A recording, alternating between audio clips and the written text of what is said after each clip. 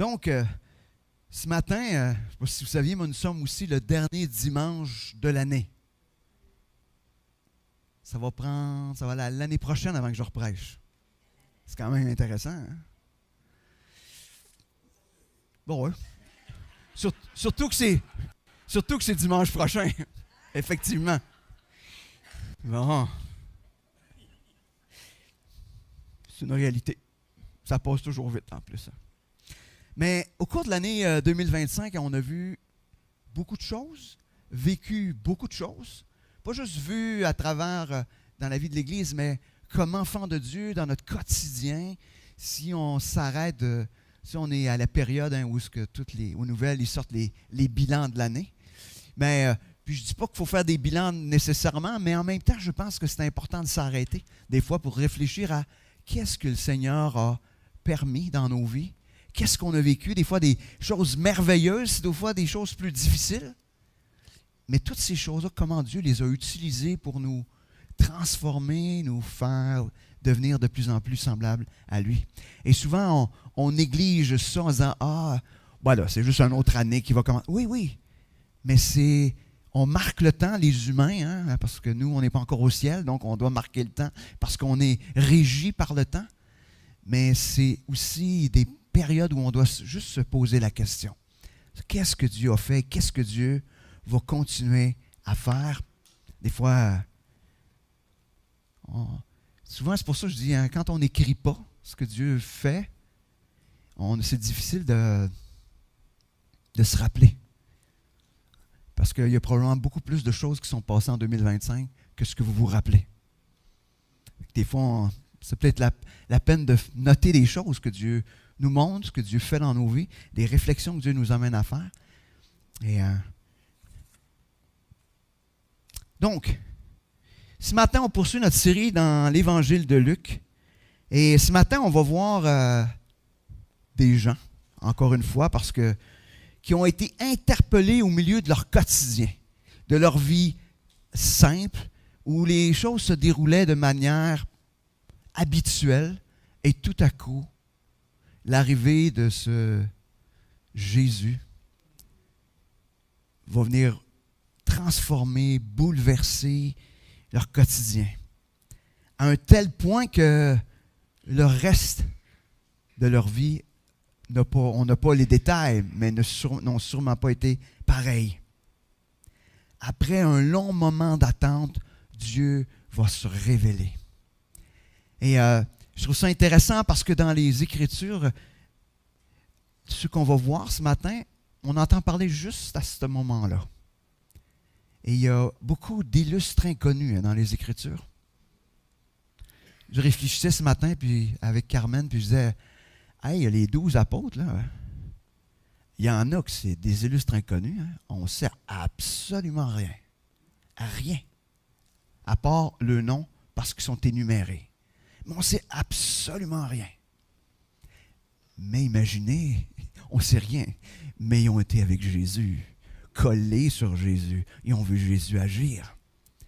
Donc, des fois, dans des vies simples, qui peut être nos vies, hein, parce que nos vies simples, ça ne veut pas dire que tout est simple, mais dans le sens des vies ordinaires.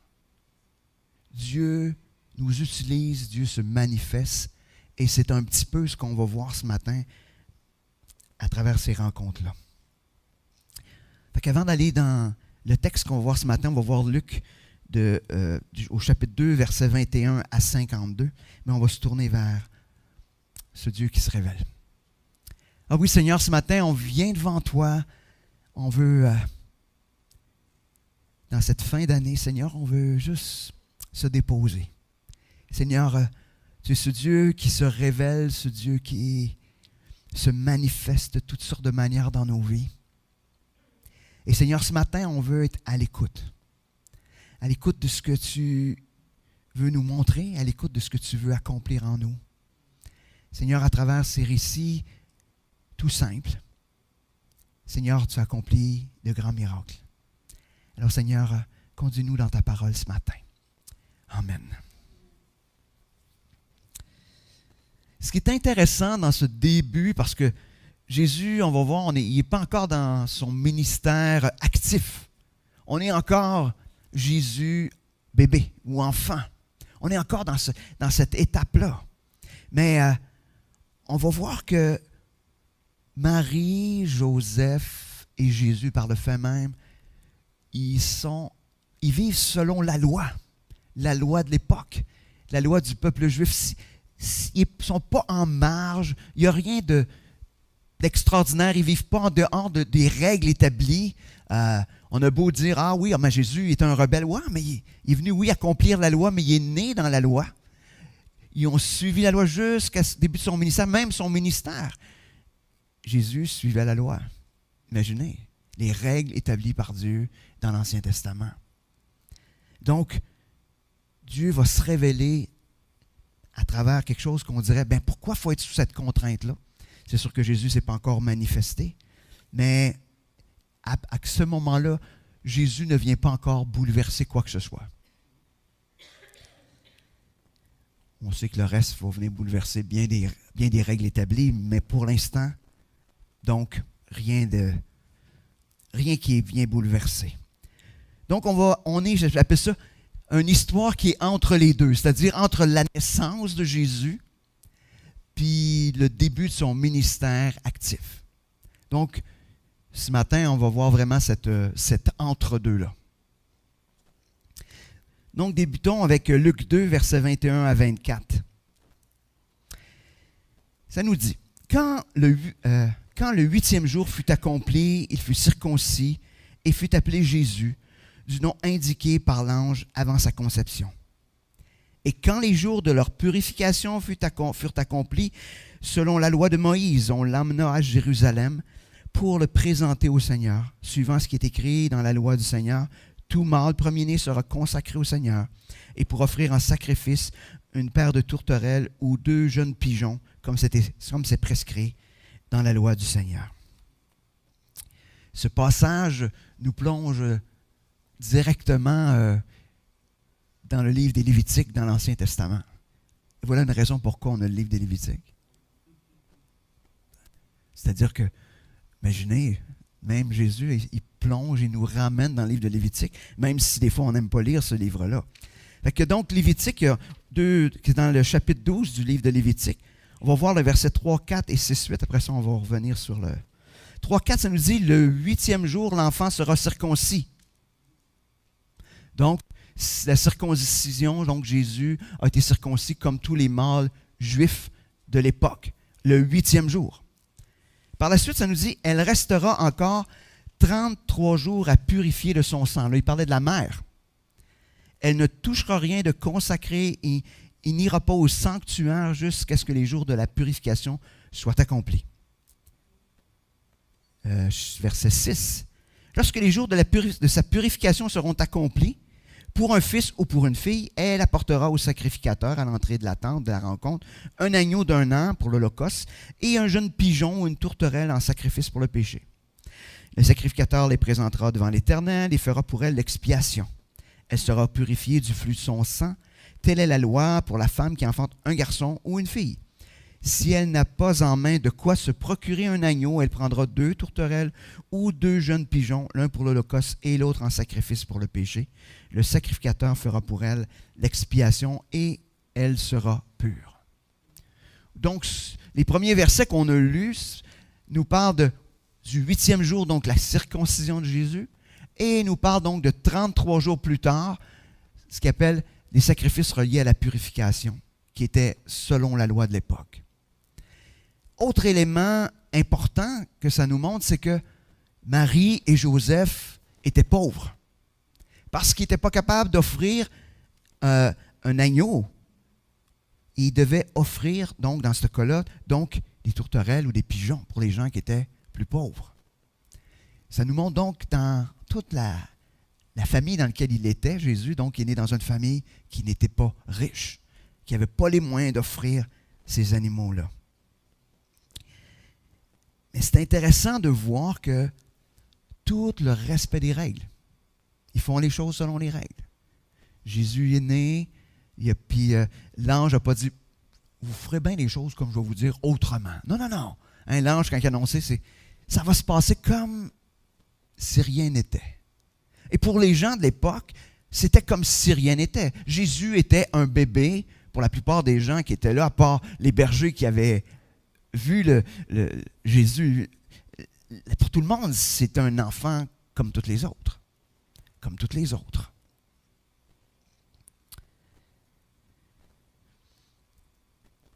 Mais donc, dans ce respect des règles, ils vont faire des rencontres, c'est ce qu'on va voir maintenant, qui va susciter des réflexions de la part des gens qui sont là, qui vont donner aussi à la fois une confirmation à ce qu'ont déjà entendu Marie et Joseph, mais qui va aussi susciter un paquet de questionnements.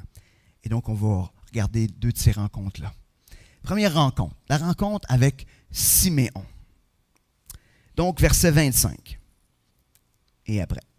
Et voici qu'il y avait à Jérusalem un homme du nom de Siméon. Cet homme était juste et pieux, il attendait la consolation d'Israël et l'Esprit Saint était sur lui. Il avait été divinement averti par le Saint-Esprit qu'il ne verrait pas la mort avant d'avoir vu le Christ du Seigneur. Il vint au temple, poussé par l'Esprit.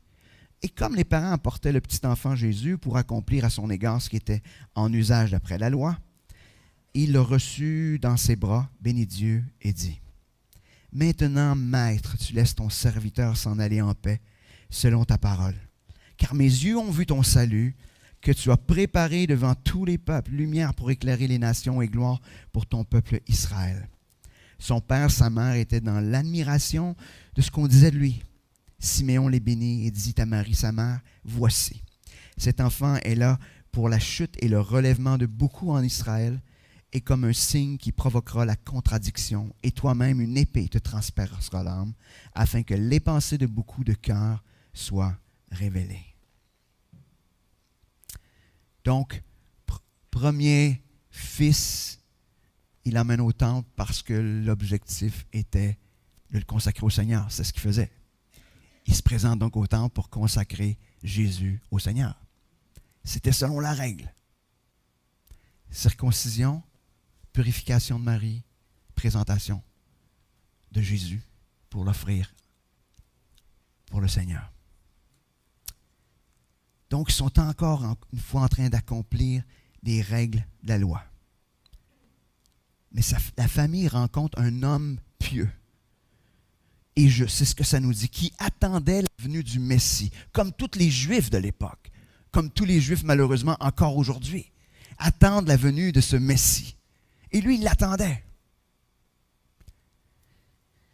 Ça nous dit qu'il est poussé par le Saint-Esprit. Ça veut dire, est-ce que Siméon savait que le Saint-Esprit l'emmenait au temple spécifiquement pour cette rencontre? Non. Mais il a eu à cœur d'aller au temple. Puis, il y avait une révélation particulière. Le Seigneur il avait dit, tu vas le voir, le Messie, avant de mourir. On ne nous dit pas l'âge qu'il avait, mais avant de mourir, tu vas voir le Messie.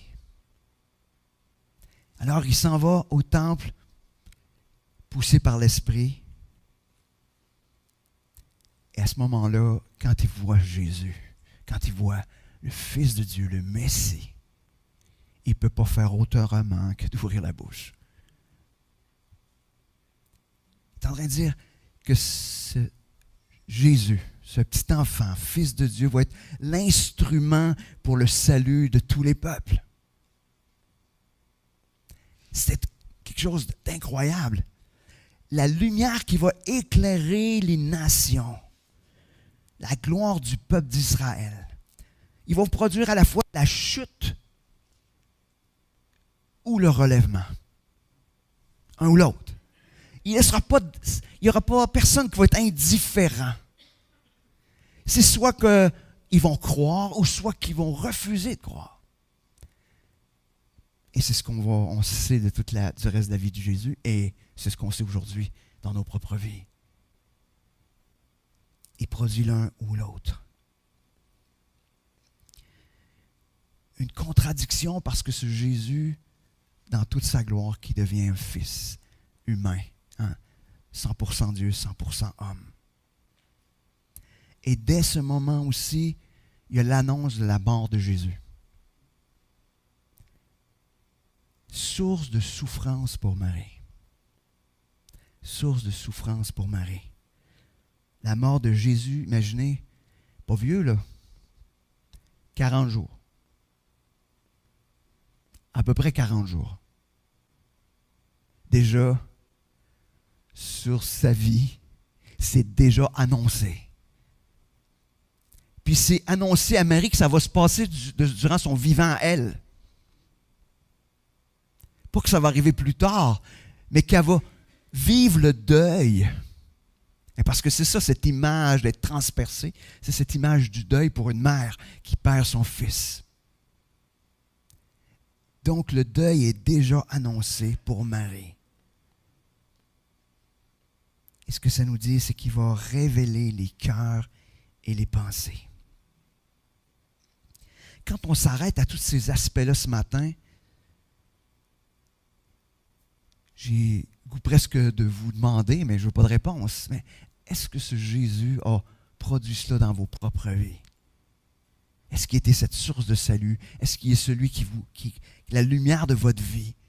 Celui qui, c'est tout un honneur de lui rendre gloire. Est-ce qu'il est celui qui révèle encore aujourd'hui vos cœurs, vos pensées? La lumière qui pointe vers le Père, la réconciliation et la révélation de nos cœurs. Est-ce que ce matin, un peu comme Simeon, on est aussi en attente, non pas de sa venue pour recevoir le salut, mais de son retour peut-être? Est-ce qu'on est en attente? Est-ce qu'on est en attente comme Simeon? Simeon dit, je vais le voir. Peut-être que nous, on ne le verra pas, hein, son retour, peut-être que non. Mais je nous le souhaite. Je nous le souhaite à tous. Il y a une espérance. On aimerait tous le revoir puis de pouvoir être des spectateurs terrestres et de goûter à « Wow! Il revient. » Mais est-ce qu'on est en attente de ce retour ou pas du tout? Pas du tout. Moi, je trouve que la vie de Siméon, même si on ne sait absolument rien à part ce qu'on vient de lire, pointe vers ça. D'être de ceux qui sont en attente. Puis des fois, ce n'est pas juste en attente de son retour, mais en attente de recevoir quelque chose de la part du Seigneur. Où on est en train de courir à gauche, à droite, faisant nos vies, comme si Jésus ne revenait jamais. Ah oui, ça arrive, comme chrétien, on peut être là. Est-ce qu'on sommes de ceux qui sont en attente? Deuxième rencontre. Cette fois-ci avec Anne. Il y avait aussi une prophétesse, Anne, fille de Phanuel de la tribu d'Asser. Elle était d'un âge fort avancé. Après avoir vécu 7 ans avec son mari depuis sa virginité, elle resta veuve et âgée de 84 ans. Elle ne quittait pas le temple et servait Dieu nuit et jour par des jeûnes et des prières. Elle survint, elle aussi, à cette même heure. Elle louait Dieu et parlait de Jésus à tous ceux qui attendaient la rédemption de Jérusalem. Pas moyen pour Marie et Joseph d'avoir la paix dans cette présentation-là. Aussitôt que c'est fini avec Siméon, voici qu'arrive Anne, cette dame fort avancée en âge, 84 ans. Tu pourrais dire à ta mère qu'elle est très, très fort avancée en âge. Mais cette femme, ça nous parle qu'elle était une prophétesse. Et ce qu'on peut penser, c'est qu'elle était dans le temple depuis maintenant plus de 50 ans. Ça nous dit 7 ans, avait été mariée 7 ans après sa virginité. On ne sait pas, mais à l'époque, il se mariait peut-être à 16-17 ans. Donc, 7 ans plus tard, 24 ans, 24-25, 84, presque 60 ans. Presque 60 ans d'un service tout simple au temple. Elle priait, puis elle jeûnait. C'est ce que ça nous dit qui était son service. Prophétesse, donc, elle devait parler aussi de la part de Dieu par moment, hein, parce que c'est une prophétesse, c'était son rôle. Mais, de façon générale, ce que ça nous dit, c'est que son grand ministère était la prière et le jeûne. Assez effacé, hein, comme ministère, vous ne trouvez pas? 60 ans de ce ministère-là. Tous les jours au temple, elle ne faisait que cela. Je ne sais pas, hein? Ça vous tente-tu? Moi, je vois des faces qui font comme pas de temps. Seigneur, quelque chose d'un peu plus spectaculaire, un peu plus visible, un peu plus... non. Un rôle effacé. Le rôle de la prière, c'est un rôle effacé. Mais tellement important. Tellement important. Plus important que la plupart des ministères qui sont très visibles.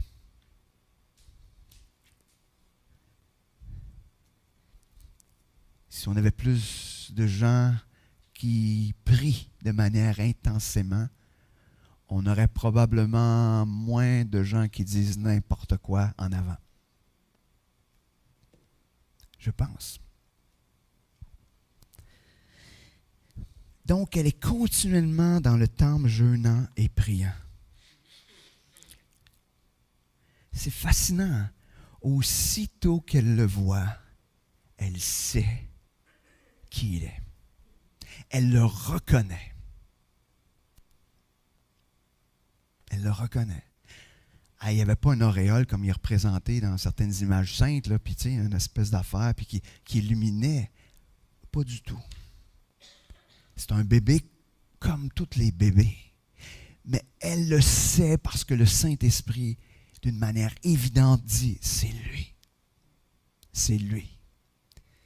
Elle connaissait peut-être Siméon aussi, elle a peut-être entendu dire de quoi, je ne sais pas. Mais ce qu'on sait, c'est qu'elle le voit, puis c'est clair, c'est évident pour elle. Fascinant aussi, contrairement à Siméon qui s'est adressé à Marie et à Joseph, elle pas du tout. Elle ne parle pas à Marie et à Joseph. Elle se promène dans le temple et elle dit, le Messie, c'est lui. C'est lui le Messie. C'est lui le Messie. C'est lui. Je ne sais pas comment les gens l'ont perçu. Ils ont dit, hey, la vieille folle là, qui est en train de raconter des affaires. Je ne sais pas. Mais ce n'était pas important. Ce que ça nous dit, c'est qu'elle allait vers les gens qui attendaient cette rédemption-là. Les gens étaient dans le temple, puis ils attendaient l'arrivée de ce Messie-là. Puis elle disait, hey, il est là. Il est arrivé, le Messie, c'est lui. C'est lui.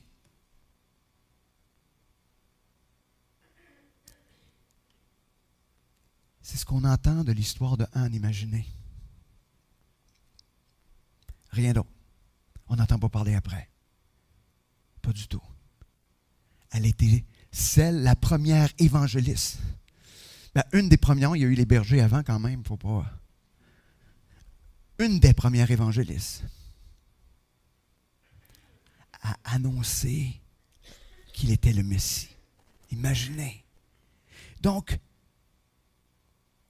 ça nous montre par la vie de Anne qu'il n'y a pas de ministère, ou plutôt on devrait dire la prière et le jeûne n'est pas un trop petit service. Au contraire. 50 ans de service ou 60 ans de service dans une tâche simple,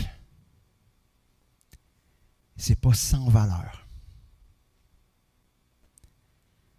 Dieu honore, imaginez, pourquoi se sert-il à la fois de Siméon et à la fois de Anne, des gens ordinaires, mais qui sont disponibles à servir? Mais Dieu honore ceux qui le servent dans la simplicité.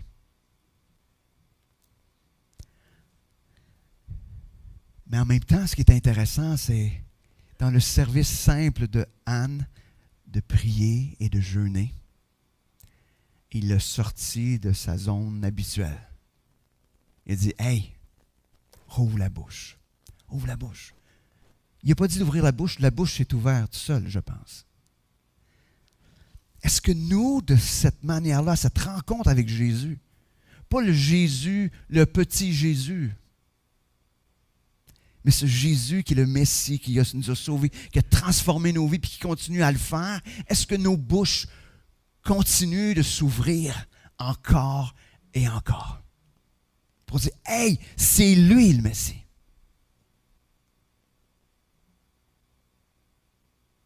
C'est lui le Sauveur.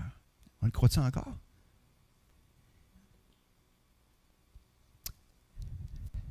Tu sais, j'avais une image avant sur mon mur qui représentait un paquet de gens qui se noyaient autour comme un quai, tu sais, puis il y avait toutes sortes de chrétiens occupés à toutes sortes de choses, tu sais, mais il y en avait un qui tendait la main pour les arracher. Juste un. Les autres occupés à faire un paquet d'autres choses. Mais est-ce que nous, on accepte de se laisser sortir de notre quotidienneté de vie chrétienne pour dire, hey, c'est lui le Messie. C'est lui le Messie. Imaginez, en plus, à ce moment-là, il n'avait absolument rien accompli, Jésus. Rien. Il est encore ce petit enfant vulnérable. Puis là, ça l'a suscité de la part de la bouche de Anne, ce désir de « Hey, le Messie! » Il ne savait pas qu'il faudrait qu'il attende 30 ans avant qu'il ouvre le message. Elle n'a sûrement pas entendu le message de salut de la bouche de Jésus. À 84 ans, elle aurait été très, très, très, très, très, très, très âgée. Elle ne s'est sûrement pas rendue là. Mais déjà, ça changeait tout pour elle. Est-ce que nous, ça l'a changé tellement des choses pour nous qu'on ne peut pas faire autrement qu'ouvrir la bouche?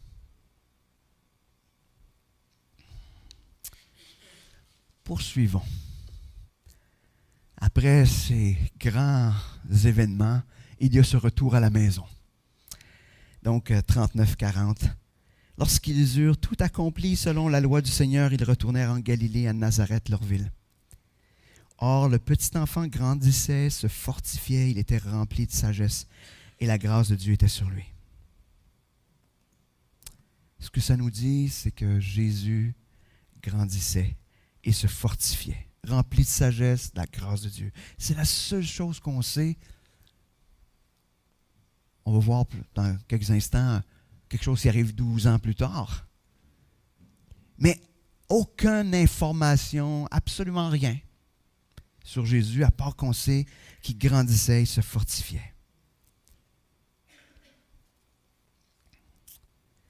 Ce que ça nous dit, c'est qu'il prenait cette maturité à la fois physique, intellectuelle, spirituelle. Ce qui sort d'une certaine manière, la norme, c'est plein de la sagesse de Dieu. C'est ce qui le distinguait probablement des autres enfants de l'époque. Et on voit que l'action de Dieu gracieuse était sur lui. Donc, en apparence, une enfance normale, mais de multiples indices qui pointent vers la présence de Dieu. Mais en apparence.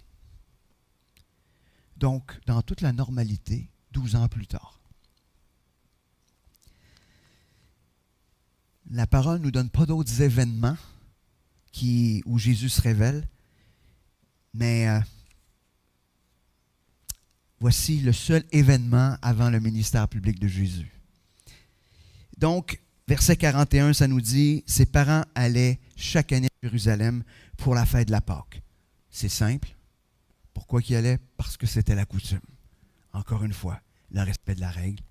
Toutes les années, ils allaient à Pâques à Jérusalem. C'était le rassemblement annuel pour les Juifs d'aller à Jérusalem. Une bonne ride encore, hein? Vous vous souvenez que quand il avait été à Bethléem, c'était 145 km. Fait que là, vous enlevez 10, 135 km. Tous les ans, il faisait un petit voyage de 135 km aller et 135 km retour. Probablement à pied. Parce que les ânes, hein, quand il y avait un âne, ça transportait le matériel. C'était pas pour transporter les gens. C'était ça le but. Fait que quand il y avait des petits-enfants, probablement qu'ils les traînaient à bras aussi. Hein? Fait que, bonne ride, hein, quand même. Des fois, on tient nos enfants dans nos bras et on dit, ben là, hein? 135 km. Hein? Fait que, bon voyage. Mais c'était la coutume. Donc, pendant des années, ils vont aller pour la Pâque à Jérusalem. Rien de spécial à mentionner. Et puis un jour, versets 42 à 51. Lorsqu'il eut 12 ans, ils y montèrent selon la coutume de la fête. Puis quand les jours furent écoulés et qu'ils s'en retournèrent, l'enfant Jésus resta à Jérusalem, mais ses parents ne s'en aperçurent pas. Pensant qu'il était avec leurs compagnons de voyage, ils firent une journée de chemin et le cherchèrent parmi leurs parents et leurs connaissances. Mais ne le trouvèrent pas et retournèrent à Jérusalem en le cherchant. Au bout de 3 jours, ils le trouvèrent dans le temple, assis au milieu des docteurs, les écoutant, les questionnant. Tous ceux qui l'entendaient étaient surpris de son intelligence et de ses réponses. Quand ses parents le virent, ils furent saisis d'étonnement. Sa mère lui dit, « Enfant, pourquoi nous as-tu fait cela? Voilà que ton père et moi, nous te cherchons avec angoisse. » Il leur dit, « Pourquoi me cherchez-vous?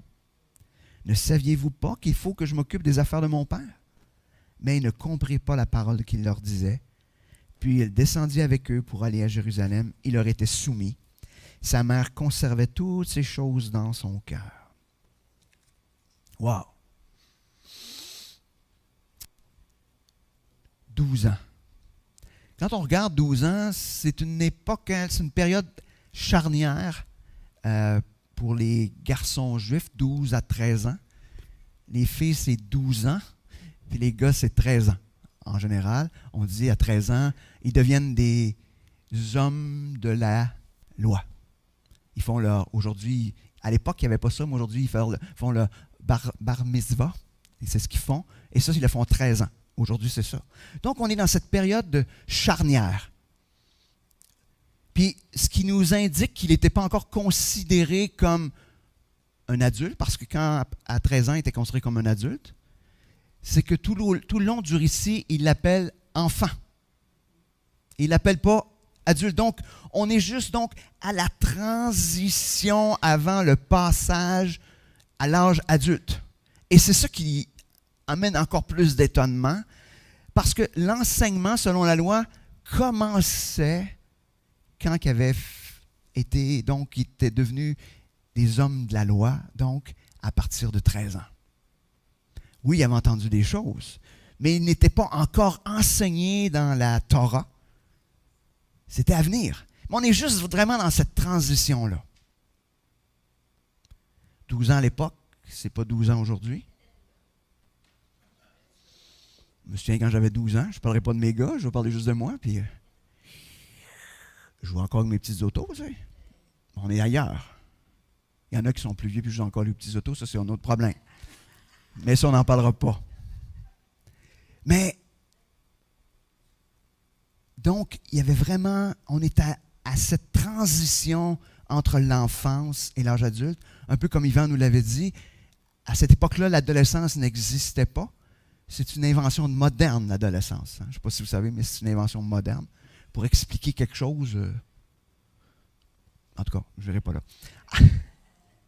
Mais ça n'existait pas à l'époque. Ça n'existait pas. Donc, on passait de l'enfance à l'âge adulte. C'est le moment aussi, quand il était devenu adulte, donc à 13 ans pour les garçons, où il y avait accès au temple. Ce matin, on ne fera pas non plus de signalement à la DPJ parce qu'ils n'ont pas checké le gars. On ne fera pas ça. Là. Parce que c'était la coutume aussi de faire des choses. Probablement que les gens du village d'où ils venaient voyageaient ensemble, autant l'aller qu'au retour. C'était aussi la manière dans un convoi d'être plus sécure, de protéger. Puis, on faisait dans cette culture, qui était une culture qui est basée beaucoup plus sur avec l'importance de la famille, où ce n'est pas la famille comme telle qui fait juste élever l'enfant, mais c'est la communauté qui prend en charge tous les enfants. Donc, probablement que dans le parcours, Jésus aurait pu être avec d'autres enfants dans le groupe sans trop qu'on se casse la tête. Donc, on ne fera pas de signalement concernant... De toute façon, il ne le retiendrait pas, là, mais pour Marie et Joseph. Parce que c'est donc la coutume. C'était la manière sécuritaire de voyager. Imaginez, ils font une journée de voyage. Cherche Jésus parmi le groupe, pas de Jésus. Ils se promènent, fait qu'on a l'impression qu'ils cherchent quand même un bon bout de temps parmi le groupe. Ils continuent à avancer. Après ça, ils retournent à Jérusalem 3 jours à chercher Jésus avant de le trouver. Ça veut peut-être un 5 jours que Jésus y était au temple, imaginez. 5 jours de temps. Mettons que, je ne sais pas, comme parent, 5 jours, vous cherchez votre gars. Je pense que le niveau de stress commence à être... moi, je pense que ça commence à être intense, là, tu sais. Ça commence à être... Hein? Non! Effectivement. Effectivement, tu ne voulais pas nécessairement perdre celui-là, mais en même temps, tu aurais pu dire, Dieu va s'en occuper de bien. Mais... Donc, on peut se questionner aussi pourquoi qu'ils vont pas, qu'ils cherchent pendant 3 jours avant d'aller au temple. Parce qu'en principe, Jésus n'aurait pas dû être là. Il n'était pas encore de l'âge pour être là. Fait qu'ils ne vont pas chercher là.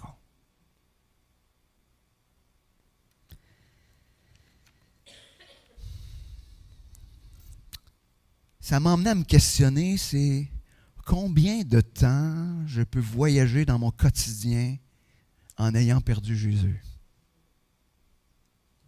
Ça se peut-tu que des fois je voyage dans mon quotidien pendant des jours sans me soucier que Jésus n'est pas là, qu'il est peut-être occupé ailleurs? Non, parce que c'est ailleurs que je devrais être, puis je suis ailleurs où je devrais être. Ça se peut-tu? Ça se peut-tu? Est-ce qu'on s'inquiète de l'absence ou de la présence de Jésus? Est-ce qu'on est prêt à prendre le temps nécessaire de le chercher, le trouver, s'assurer qu'on est exactement où il est? Mais retournons dans cette histoire. Imaginez Jésus qui connaît peu ou pas, beaucoup, tout ce qui concerne la loi, la Torah. Il est assis au milieu des docteurs de la loi. Tu sais, les tops, là. Il n'est pas dans une position de les instruire. Ce que ça nous dit, il est vraiment dans la position de l'élève. Il les écoute. Il les écoute et il les questionne. Imaginez, là, les docteurs, même dans nos églises évangéliques, là, tu sais, un docteur tu sais, en théologie qui est là, puis qui arrive des enfants de 12 ans, puis qui s'intéresse, puis qui questionne. Ce serait beau voir ça. Hein? Surtout de la part des docteurs, de s'arrêter à parler avec... Non, excusez. Mais je trouve intéressant. Mais ce qui se passe, c'est que les gens sont là et sont étonnés de ces questions. Ils sont étonnés de ce qu'il dit. Parce que d'une certaine manière, il est en train de se passer quelque chose d'impossible. Il est en train de parler concernant Dieu, concernant la loi, avec des docteurs de la loi, qui ça fait des années qu'ils étudient la loi. Puis là, il est en train de parler, puis il a l'air à comprendre. Plus que l'air à comprendre, il y a des sapristi de bonnes questions. Donc les gens sont étonnés.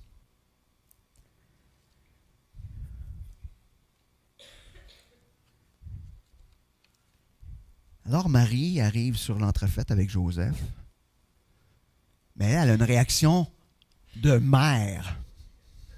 Oui, elle est étonnée de voir son gars en train de jouer, mais elle a une réaction de mère. En québécois, elle chicane. Qu'est-ce que tu faisais? Tu n'as pas pensé qu'on pouvait être inquiète, hein? C'est ça, hein, quand nos enfants, on les cherche, puis on finit par les trouver, puis on dit « Qu'est-ce que tu as pensé? » Tu sais, hein?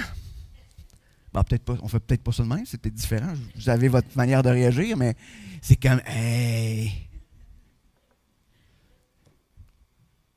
Puis eux autres, en plus, hein, ils étaient cachés, puis ils trouvent ça drôle, ils comprennent pas trop. Hein. C'est comme « Ah, mais pourquoi tu étais inquiet? Tu n'avais aucune raison. » Ouais. Mais nous, dans notre tête d'adulte, il y a les 25 000 scénarios de ce qui peut être arrivé. Mais Marie, bien qu'elle est étonnée, elle réagit comme tout bon parent. Normal. En rappelant son inquiétude du fait qu'il n'était pas avec eux. Mais la réponse de Jésus est intéressante. Il nous dit deux choses. Un, pourquoi me cherchiez-vous? Hein? Pourquoi? Ben parce que tu devrais être avec nous. C'est pas ça la vraie question. Ne savez-vous pas dans les faits qui je suis? Vous avez eu cette révélation par les anges. Vous avez eu une Anne, vous avez eu un Siméon, vous avez eu les bergers. Puis dans un autre évangile, les mages venus d'Orient. Et même un roi qui ne connaissait pas Dieu, mais qui avait peur pour son royaume au point de faire mourir tous les petits-enfants. Vous avez toutes ces informations-là. Pourquoi vous me cherchez? Vous savez qui je suis.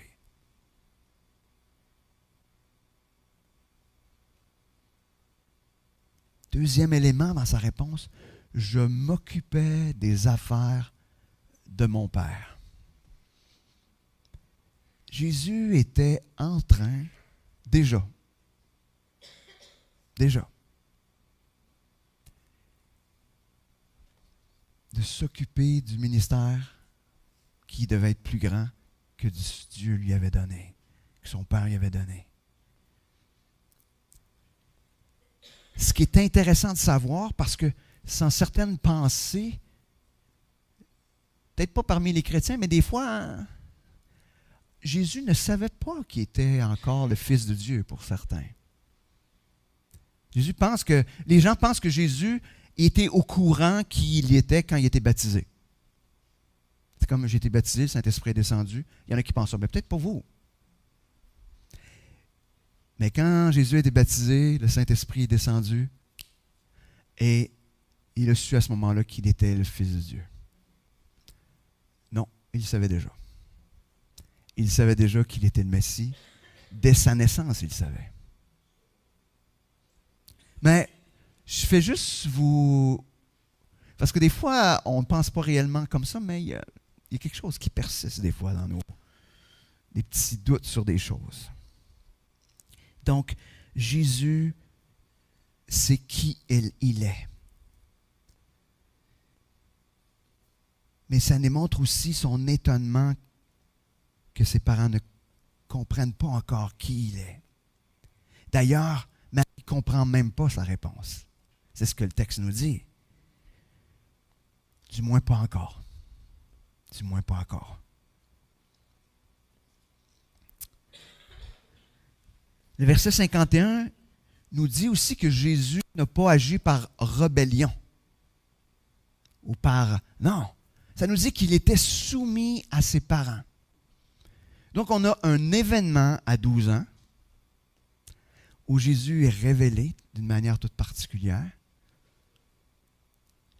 Mais après ça, Jésus va suivre la règle, va être soumis à ses parents. Il va être le fils aîné de Marie et Joseph. Il va continuer à vivre sa vie. C'est ce que ça nous dit. Parce qu'il était soumis. Ce passage qu'on vient de voir ce matin se termine en nous rappelant que Jésus grandissait en maturité. Verset 52.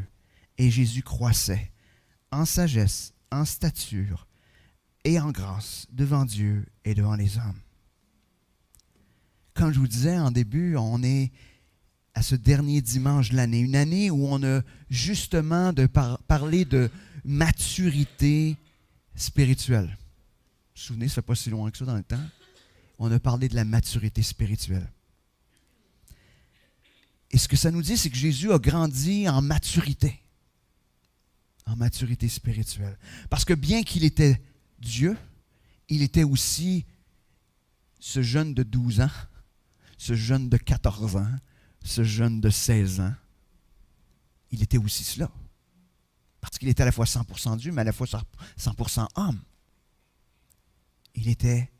Mais donc il a grandi en maturité.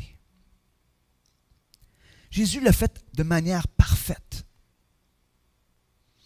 Alors quand on porte nos regards sur Jésus, puis qu'on pense à la maturité, Jésus devient à la fois celui qui est le modèle, mais aussi celui qui peut le produire en nous, cette maturité-là.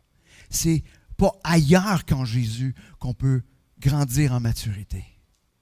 C'est pas en dehors de ce que les Écritures nous donnent qu'on peut grandir en maturité.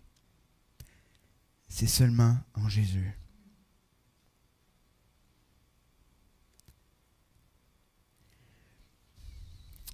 Imaginez Jésus qui n'était pas encore, dans le texte qu'on a vu, qui n'était pas encore dans son ministère, a déjà transformé des vies.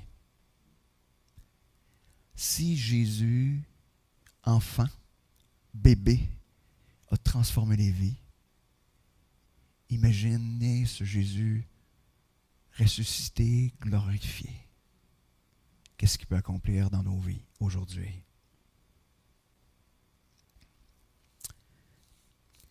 Grandir en maturité, c'est être comme Siméon, attendant le retour de Jésus, espérant le voir avant notre mort.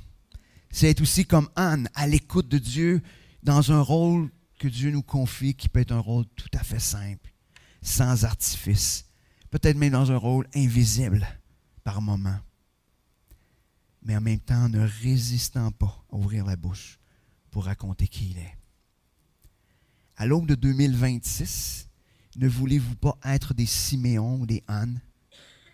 Peut-être même comme les docteurs qui étaient peut-être plus des intellectuels, qui se sont laissés interpeller par ce Jésus.